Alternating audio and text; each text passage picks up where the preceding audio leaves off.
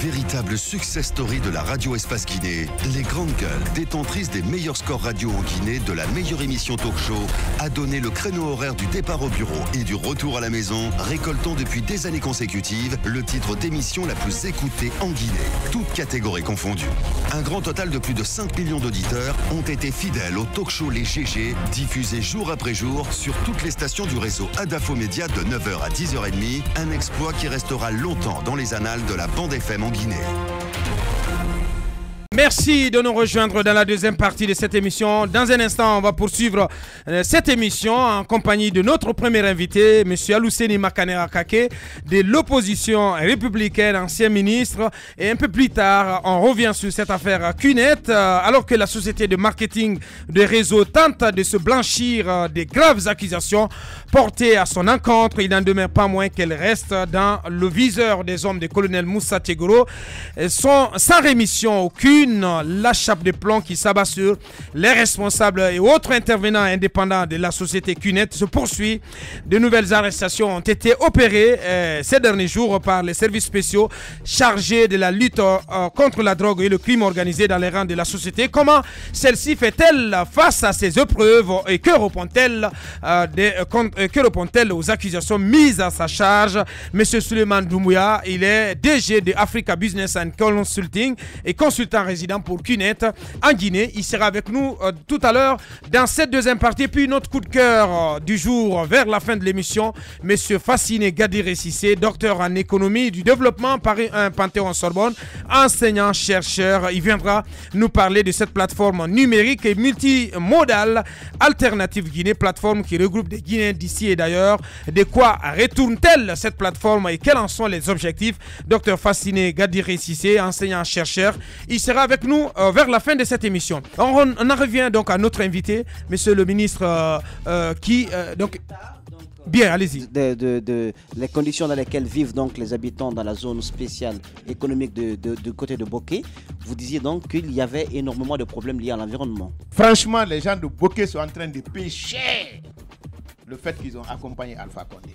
Parce que Monsieur le ministre, je vais vous interrompre. Est-ce que finalement, vous n'êtes fait pas un peu dans l'exagération? Parce que s'il y a quelqu'un quand même qui a défendu les populations de Boké ces derniers mois, c'est bien vous. Mais quand on tient compte des résultats du côté de Boké, on a l'impression que les gens ne vous écoutent pas ou ne vous suivent pas. Oui. Ou que c'est vous peut-être qui exagérez un peu trop le tableau. Bien, vous avez posé la question et vous l'avez affirmé.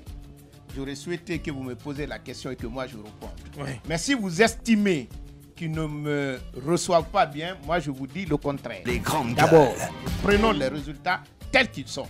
Bien qu'on sait que le résultat publié est loin d'être de la réalité. Mais même ça, moi je suis fier de ma position. D'abord, les résultats tels que présentés. Premier, RPG. Deuxième, l'UFDG. Troisième, l'UFR. Quatrième, moi. Derrière moi, il y a l'UDG, il y a PADES, il y a l'UPR de Ba Ousmane. Donc je pense que ma position comme ça, pour moins de 2 semaines de campagne... Donc vaut mieux être parmi les 5 premiers. Enviable. C'est mieux. Oui. Les grandes je suis quatrième à Boké. Et je suis élu conseiller. Une fois élu conseiller, on peut prétendre à être maire. Donc je suis dans la course. Bien. Alpha Condé avait 18%, il est aujourd'hui président de la République. Ah d'accord. Donc j'imagine bien. Bien. Alors finalement, donc vous disiez que les populations de Fria, de Boké plutôt, payent cher leur soutien au président Alpha Condé. Vous leur avez d'abord dit, est-ce que vous leur avez présenté vos excuses? Vous qui êtes venu devant ces populations, ces mêmes populations, pour leur dire, il n'y a pas de plus grand messie pour ce pays qu'Alpha Condé. Vous l'avez même prophétisé. Vous, monsieur Makanera. Je ne suis pas allé Si. Ouais. Vous avez dit que Alpha Condé est une chance pour ce pays, que c'est un don de Dieu. Vous étiez son but c'est un don de Dieu. Vous étiez son but de zèle. Mais vous l'avez dit aux populations de Boké. Oui. Alors, en revenant vers ces mêmes populations, est-ce que vous avez commencé par des excuses pour dire je me suis trompé? Surtout que c'est vous, je vous ai entendu encore ici dans une de nos émissions en langue, vous avez dit que vous avez inventé absolument Boké comme étant le terroir d'origine de la maman du président de la République. Alors, est-ce que vous avez vraiment dit à vos parents, écoutez, je vous ai quand même menti hier, je me suis trompé. Effectivement. Mais ce qui m'a facilité la tâche, avant que je n'aille pour parler d'Alpha Condé au Bokéka, Alpha Condé lui-même, il est parti pour dire je suis né ici. Les grandes Par gueules. conséquent, je voudrais être président pour faire de Bokeh la capitale économique de la Guinée. Moi, je ne suis venu que renforcer ce qu'il a dit. Ah, mais vous avez un Même travail est-ce que- plus dur que lui. Est-ce que vous êtes Voilà. conscient? Vous êtes conscient que vous avez contribué Oui, quand même j'ai Non, non. inventé quelque chose. Mais vous Là, êtes conscient très globalement. bien de me rappeler parce que certaines personnes disent que j'ai menti. Vous savez, des fois, quand vous utilisez le mensonge pour combattre un autre mensonge, pour rétablir la justice, vous n'avez pas péché. Alpha Condé, effectivement, je vous donne l'exemple. Nous, Donc, monsieur Macarena partie. Kake, avant de vous laisser continuer, Les grandes gueules. aujourd'hui, vous faites un aveu conscient d'avoir menti aux populations de Bokeh hier. mais je l'ai dit, lors de ma passation de service, reprenez la vidéo, vous allez voir, j'ai commencé par demander pardon à tout le monde, je dis je me suis trompé. Et je l'ai dit avant, j'ai ma lettre de démission parce qu'il y a les gens qui en doutent encore. Je vais vous laisser une copie. Dans cette lettre, j'ai dit au président pourquoi je l'ai soutenu. Et je l'ai remis la lettre de démission. Peut-être c'est lui qui n'a pas pris en compte ma lettre de démission. Et toutes les choses que j'avais réclamées, que j'avais dénoncées, il a accepté tout. C'est ce qui m'a fait revenir comme ministre au niveau de l'administration. Maintenant, revenons par rapport à ce que j'ai dit, qu'il est le fils d'une femme de Bokeh. Pourquoi je l'ai dit? Quand les résultats sont tombés, Sidia était écarté pour le second tour. Les femmes de Conakry, vous êtes témoins, Résultat de 2010. 2010, premier tour, beaucoup se sont habillés avec le mouchoir rouge pour défiler jusqu'en ville. Ils ont même insulté le président de la transition. En rentrant, ces mêmes femmes m'ont insulté père et mère. Ma femme était choquée, elle m'a appelé. Elle m'a interpellé pour me dire je ne veux plus te voir discuter avec les sous là. J'ai dit pourquoi? Elle me dit tu sais ce que ces gens là sont en train de dire sur toi et tes parents? J'ai dit pourquoi? Il dit parce que selon elle, Sekouba Konaté est un malinqué. Il a triché le candidat de la Basse-Guinée, Sidia Touré, au profit de Alpha Condé. Les grandes gueules. Quand j'ai vu ça, j'ai réfléchi tout de suite. Mon père m'avait dit qu'un homme politique, c'est celui qui est capable de transformer chaque obstacle en opportunité. J'ai sauté là-dessus. C'est de l'opportunisme, ça. Oui, absolument. l'opportunisme Mais politique. Grâce au mensonge. mais c'est important. C'est important. J'ai sauté sur l'occasion, j'ai réfléchi toute la nuit, j'ai préparé un petit discours. Le lendemain, j'ai vu Hadja Saran qui loge en face de chez moi là. Je lui ai dit, non, Hadja Saran, Madame Bangoura. Je lui ai dit Alpha Condé a gagné. Il dit comment? Il dit non, je ne suis pas sûr. J'ai dit Alpha Condé a gagné. Il dit pourquoi? J'ai dit parce que je comprends pourquoi maintenant les gens de la Basse-Guinée sont opposés à lui. C'est tout simplement parce qu'ils estiment que leur candidat Sidia Touré, qui est leur parent, a été triché en sa faveur. J'ai dit je ferai en sorte que Alpha Condé prouve qu'il est plus proche de la Basse-Guinée que Sidia. C'est ainsi que je suis allé voir Tidjane Traoré. Il est encore vivant. Je lui ai fait la proposition de dire à Alpha Condé de parler en Soussou et de prouver qu'il est plus proche de la Basse-Guinée que Sidia Touré. De prouver qu'il est de Bokeh. Oui, de prouver. Moi, j'avais dit comme ça, de prouver qu'il est plus proche de la Basse-Guinée que de Sidia Touré. Les grandes gueules. Donc, quand on est parti lui dire ça, il a dit, mais qu'est-ce que je vais dire? On a dit, c'est Makanera qui peut vous dire ce qu'il faut dire. C'est ainsi on m'a fait monter. Il était à l'étage, à la minière. C'est ainsi que je lui ai dit, il faut dire que on a beaucoup parlé, moi je n'ai rien dit. Parce que la parole, il faut attendre le moment opportun et le lieu indiqué. Je dis maintenant, cette élection-là, vous les femmes de la Basse-Guinée, c'est votre charge. Parce que je suis votre fils. On peut être bâtard sur son père, pas sur sa maman. Et quelle que soit votre force, vous ne pouvez pas faire passer vos doigts entre l'arbre et l'écorce. Mais pourquoi j'ai tenu ce discours? Pourquoi j'ai cherché à mentir? Parce qu'il était victime, pour moi, d'une calomnie, d'une injustice, comme quoi Sekouba Konaté a triché le candidat de la Basse-Guinée en sa faveur. Donc pour le rétablir dans ses droits, je n'ai pas trouvé un meilleur discours que ça. Donc ça, c'est pas mentir.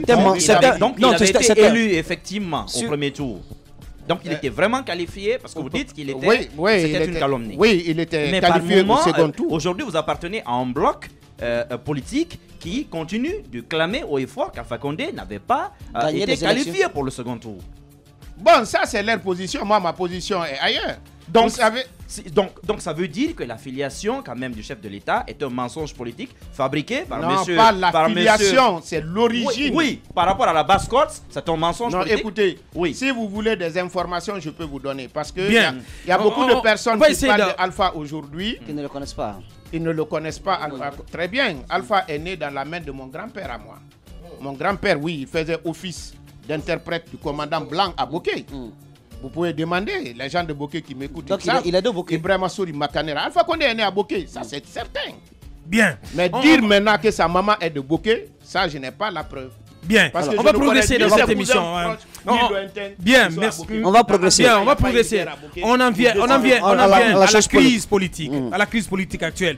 Depuis le 4 février, depuis que ces élections communales sont tenues, vous êtes dans la contestation, vous contestez les résultats, vous organisez des manifestations. Aujourd'hui, quelle approche de solution? Comment sortir de cette impasse? Parce qu'on a l'impression de tourner en rond. Oui, vraiment, on tourne en rond. D'aucuns disent qu'il faut changer désormais de stratégie. Bon, on parlera de ça. Ça, c'est important. C'est une question très importante. Mais parlons rapidement de ces élections et la solution de sortie de crise. J'ai écouté beaucoup de personnes qui pensent qu'il n'y a pas une solution de droit par rapport à la sortie de crise. Et j'ai entendu les gens du RPG aussi qui disent qu'eux, ils ne peuvent pas accepter. Non, qu'ils ne peuvent pas violer la loi avec la CENI. Mais je voudrais dire aux gens de RPG qu'au lendemain des élections, l'opposition a dit qu'il y a eu des fraudes massives. Les listes indépendantes aussi, la même chose. Le RPG lui-même a dit qu'il y a eu fraude massive. Cela veut dire quoi? Cela veut dire que la loi a été violée. Parce qu'il n'y a pas de crime sans loi. C'est la loi qui dit l'acte que vous avez posé est un crime.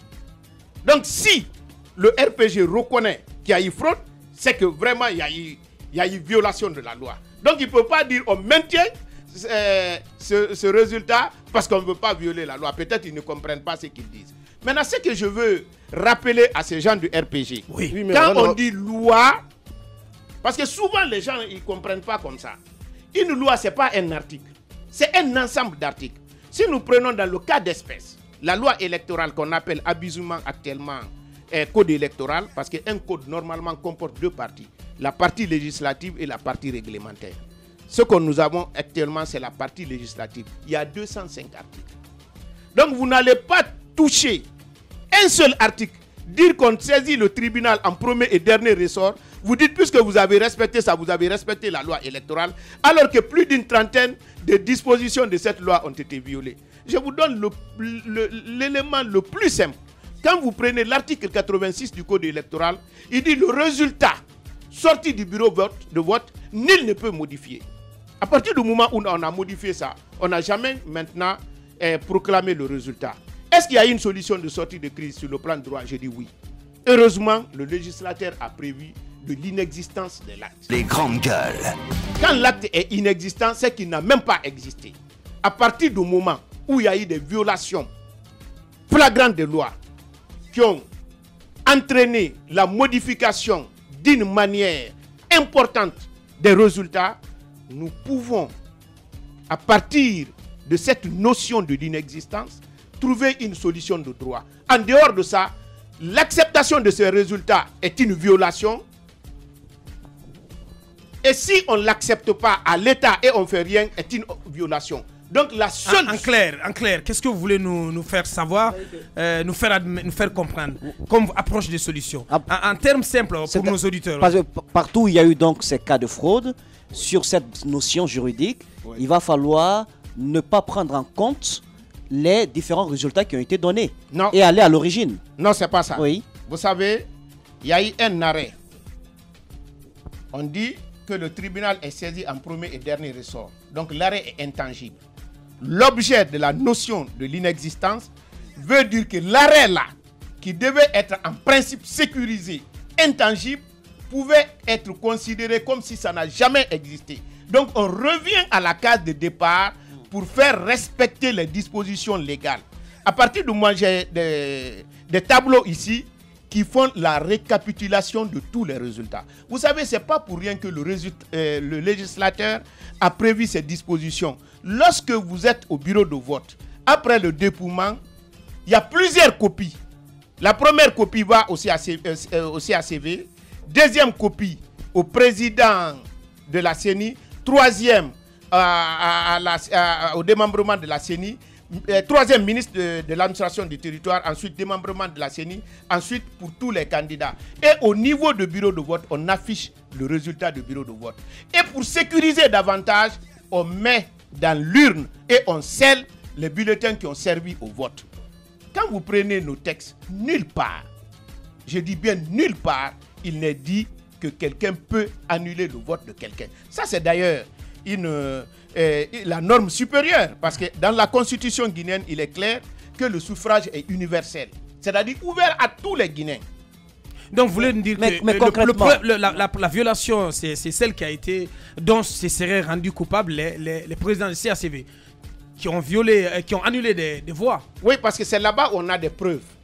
Vous savez, il y a eu des violations au départ, avec le vote multiple des cartes qui n'ont pas été enlevées, avec des procurations abusif des procurations aussi.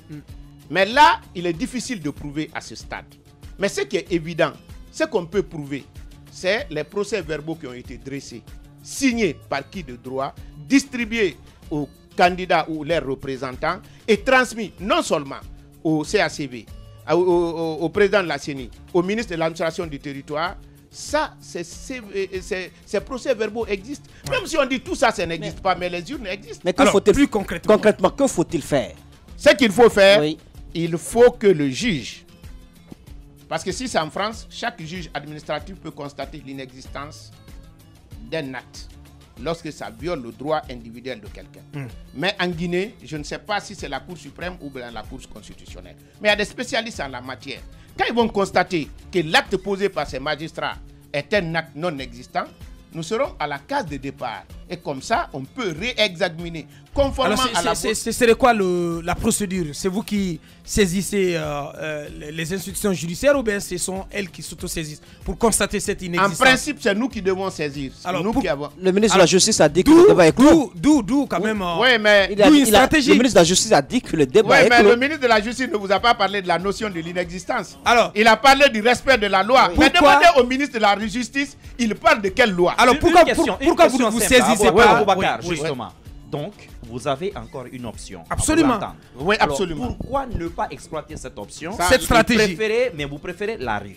La question là est très importante parce que toutes les institutions sont caporalisées. Ah non? Non, je vous assure. Est-ce que vous avez exploré cette option judiciaire que vous-même, vous pensez être la bonne? Et ça ne vous empêche pas, pour le moins certains d'entre vous, de saisir la même justice. Effectivement. Ousmane Gawal porte plainte contre 10 communicants du RPG Arc-en-Ciel. S'il n'a pas confiance et si toutes les institutions comme la justice sont caporalisées, il ne serait pas allé vers la justice. Et vous-même, vous l'avez fait dans certains cas, pas vous savez ce celui que de je Gawal. vais vous dire. Quand il s'agit des élections, c'est un problème très sensible et qui dépend à 90% de la volonté du président. Sinon, il n'y a pas d'évolution. Non, mais monsieur Makanera, ça ressemble concrètement. Monsieur Aluseni Makanera Kake, notre invité, il nous reste 5 minutes, les gars. Ça ressemble concrètement à une fuite en avant. Absolument. Vous êtes dans l'opposition républicaine. Vous avez participé au processus du début à la fin. Vous êtes censé donner valeur aux lois comme vous les défendez. Est-ce que la première démarche, même si vous avez des doutes, mais est-ce que la première démarche d'un homme politique aujourd'hui qui aspire à gérer ce pays n'est pas de saisir les institutions compétentes pour régler des questions factuelles? Monsieur Roby, je suis tout à fait d'accord avec vous, mais la première démarche, c'est de suivre la voie que vous pensez peut aboutir à une solution. Mais vous êtes dans un procès d'intention, clairement. Non, c'est pas... Vous dites que la bonne voie... Quand vous dites procès d'intention, c'est comme s'il n'y a pas eu un préalable. Pourquoi nous sommes dans cette situation? C'est parce qu'on a fait des recours. Ces recours n'ont pas prospéré. Pourquoi? Mais en même temps, parce que posez-vous la question, pourquoi, avec des procès-verbaux, avec toutes les preuves, nous avons été déboutés? Pourquoi? Non, mais cette question mérite. Vous savez, si c'était la première fois, est-ce que la première fois on est venu ici dire qu'on a une solution, on ne l'a pas expérimenté? Non. Chacun, en ce qui le concerne, a saisi. Il y a même à Marifa, si c'est Marifa là, quelque chose à chose. La même juridiction des décisions contraires. Vous savez que ça nous plaît d'être dans la rue? Non. Peut-être que... Mais nous nous entourons de garanties. C'est lorsque le président va sentir notre décision. Mais à quoi ça sert? Il nous reste 5 minutes. Vous avez un juge administratif aujourd'hui qui est quand même la Cour suprême. Et vous pensez que c'est, si vous voulez, un contentieux administratif d'abord que vous devez porter devant le juge. Pourquoi ne pas rester tout simplement devant le juge administratif qui est quand même l'instance supérieure en matière de l'ordre judiciaire? Pourquoi ne pas tenter cela d'abord? Je vous dis et je répète, il y a un adage en Soussou qui dit: quand votre maman a été tuée par un taureau rouge. Bien, on me précise, hein, Mafara, c'est à Mafara. C'est à Mafara. Bien, Mafara. Quand vous voyez une termitière, vous courez. Donc nous, depuis Zakaria, je n'étais pas encore à l'opposition, les gens ont commencé à porter plainte. Ça n'a jamais prospéré. Tout ce qui a prospéré, c'est parce qu'il y a eu la pression de la rue. Mais on vient de passer même avec les syndicalistes. Celui qui était censé être rebelle, celui qui a été convoqué au tribunal, c'est pas ce dernier qui est devenu héros. Quand on l'a convoqué la dernière fois, est-ce qu'il est passé devant la justice? C'est pas parce qu'il a dit tous les enseignants n'ont qu'à abandonner la classe. Demain vous allez m'accompagner. On a dit tout. Bien. Moi je ne vois pas. La dernière question, s'il vous plaît. Quoi peut-on s'attendre? Nous, ce que nous voulons, c'est que le président de la République s'engage, puisqu'il a demandé à rencontrer El Hadji Selouda Diallo. Il s'engage avec une décision ferme de faire en sorte que la loi soit respectée. Dès qu'il va le dire, les autres se verront libérés, ils vont jouer leur rôle. Mais dire qu'il faut aller à la justice par rapport à une élection qui concerne Alpha Condé, ça ne va jamais prospérer. C'est-à-dire, il ne faut pas qu'on raisonne comme si on n'est pas en Guinée. Bien. Dernière question, Moussa. Parce que vous voulez un énième engagement. Oui, cette fois-ci, nous allons nous entourer avec beaucoup de garanties. Mais quand même, j'avais voulu dire un mot par rapport à la sortie de mon frère Rachid Ndiaye, ministre de la Communication. Bien. Qui vous a remplacé? Oui, qui m'a remplacé. Ouais, il était l'invité de 64. Qui a dit une grosse contre-vérité hier en disant, d'abord, on l'a entendu, il a dit qu'en Guinée, les manifestations obéissent au principe d'autorisation. Oui, il ne comprend pas. Oui. Oui. Comment vous avez perçu cela? Non, bon, moi je ne suis pas étonné parce que j'étais là-bas. Je sais que tous les problèmes de la Guinée, c'est que le président Alpha Condé et ceux qui l'entourent, ils ne connaissent pas le droit du tout. Je vous assure. Vous savez, je vais vous donner un exemple. Quand Rachid était là-bas, conseiller, pour donner l'accréditation à Mouktar, il a dit à Alpha d'aller voir la HAC. Quand la HAC a donné l'accréditation, moi j'ai pris la loi, je suis allé voir le président Alpha Condé pour lui dire: la HAC a une compétence d'attribution. La loi attribue, elle est compétente ça et ça et ça. Tout ce qui n'est pas cité là-bas, c'est la relève du ministère de la Communication. Alors que quand vous prenez cette loi, elle est claire. La HAC accrédite les journalistes non résidents. Donc ceux qui sont résidents, c'est des choses. Donc des choses qu'ils ne maîtrisent pas la loi. On est soumis à un régime déclaratif. Même quand vous regardez l'acte, je vois des directeurs qui viennent ici pour dire non, il faut respecter la loi. Mais eux-mêmes, s'ils respectent la loi, ils doivent démissionner de leur poste parce que l'article 46 de notre Constitution est clair. Qu'est-ce que Rachid, sur les propos de Rachid Ndiaye, s'il vous plaît? Non, ce qu'il a dit, c'est très grave. Oui. Ce qui m'a choqué, c'est qu'ils pensent encore toujours qu'ils sont dans l'opposition. Parce que quand il dit que l'opposition a formé des groupuscules, heureusement, ce n'est pas un grand groupe, mais groupuscules armés. Mais il oublie que même si la femme qui a mis au monde son enfant tue cet enfant, on doit prendre la femme là et le mettre à la disposition de la justice et le juger. Si l'État manque ça, il a failli à son devoir. Et ils savent que nous, on a armé les groupuscules. Nous sommes en train de parler tranquillement, ils ne font rien à nous. Mais ils trompent qui? Donc ils ont démissionné, non qu'à quitter là-bas, nous laisser la place. Parce que nous, quelqu'un ne va pas armer des gens et dire que il va faire la politique et ça continue. Ça, Deuxièmement, dans le même dossier, parce qu'il y a eu des choses, dire qu'on a vu la photo de El Hadji Selouda Diallo avec grenade. Mais bon sang, quel est le leader politique qui choisit celui qui va être dans son parti? Quel est le leader politique? Je choisis pour qui je vais voter. Mais je ne choisis pas qui vote pour moi. Si toute la Guinée vote pour moi, je serai très heureux. Est-ce que tous les Guinéens sont vertueux? Je me pose la question. Est-ce que Makanera, vous n'allez pas permettre au président Alpha Condé, malgré lui peut-être, de rester au pouvoir au-delà de 2020? Je m'explique. En continuant avec ces manifestations de rue, si rien n'est fait, si cette notion juridique dont vous parlez n'est pas mise en œuvre, et que vous continuez à manifester de la sorte, on ne met pas en place les conseils communaux, on ne fait pas les élections législatives à date. Nous partons pour 2020. 2020, la présidentielle ne se tient pas. Vous ne direz pas quand même que le chef de l'État n'a pas organisé ces élections présidentielles. Est-ce que vous n'allez pas lui donner un prétexte pour qu'il reste au pouvoir, pour qu'il y ait un glissement de calendrier? Voilà pourquoi certains en appellent à d'autres stratégies. Maintenant, moi, je voudrais rapidement vous dire cela. Que si ce qu'il a tenté pour la première fois marchait, il n'y a plus d'élection en Guinée. Parce que ce qui s'est passé, je ne sais pas si vous connaissez l'envergure de ce qui s'est passé cette fois-ci. C'est-à-dire, on finit de voter, on dresse le procès verbal, tout le monde signe. Il y a un petit groupe là-bas, dans les CACV, qui regarde. Partout où le RPG n'a pas gagné, on écarte. Partout où le RPG n'a pas gagné, on modifie. Mais on ira au-delà de 2020 dans cette Non, on n'ira pas au-delà de... Vous savez, le dictateur, tant qu'il est fort, il reste. La manifestation là prouve aux Guinéens aujourd'hui qu'il ne veut pas le bonheur du pays. Prouve aux Guinéens aujourd'hui qu'il n'est même pas à mesure d'organiser des élections locales. Concrètement, par rapport au calendrier, comment, à quel moment on va mettre en place les conseils communaux? À quel moment les élections législatives se tiendront? Mais on peut, je vous dis, on peut bel et bien respecter, à condition que les règles du jeu soient franches. Il ne s'agit pas d'aller vite. Il faut aller sûrement. Aujourd'hui, on peut dire, donc nous allons accepter parce qu'il y a les législatives. Mais les législatives, ça va être pire.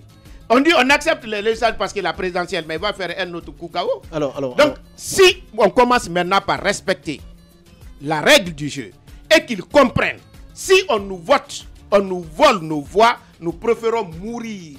Si nos voix sont volées, prochainement, il ne volera pas. Vous savez, je vous ai suivi depuis le début. Pratiquement, je ne vous ai pas posé de questions. Mais au regard de tout ce que vous avez dit, la conclusion que je tire, votre objectif aujourd'hui, c'est de faire sauter Alpha Condé.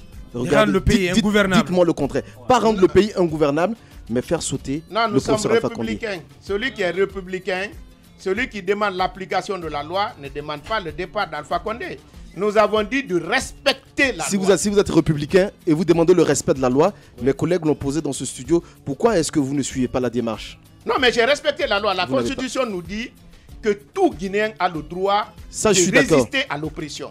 Il n'y a pas pire oppression que quand il vote pour quelqu'un, un autre dit que le vote là est zéro. Oui, mais la loi... Monsieur Aluseni Makanera Kake, notre invité ce matin, merci monsieur le ministre, merci d'être passé ce matin dans cette émission. Avant de laisser partir, ce message de Dr Fodé Oussoufana, Rachine Gaye, donner pour vrai ce que l'on sait être faux ou nier ce que l'on sait être vrai dans l'intention de tromper est pathétique. Honorable Fodé Oussoufana, vice-président de l'UFDG. La suite dans un instant. Véritable success story de la radio Espace Guinée, les grandes gueules, détentrices des meilleurs scores radio en Guinée, de la meilleure émission talk show, a donné le créneau horaire du départ au bureau et du retour à la maison, récoltant depuis des années consécutives le titre d'émission la plus écoutée en Guinée, toutes catégories confondues. Un grand total de plus de 5 millions d'auditeurs ont été fidèles au talk show Les GG, diffusé jour après jour sur toutes les stations du réseau Adafo Média de 9h à 10h30, un exploit qui restera longtemps dans les annales de la bande FM en Guinée.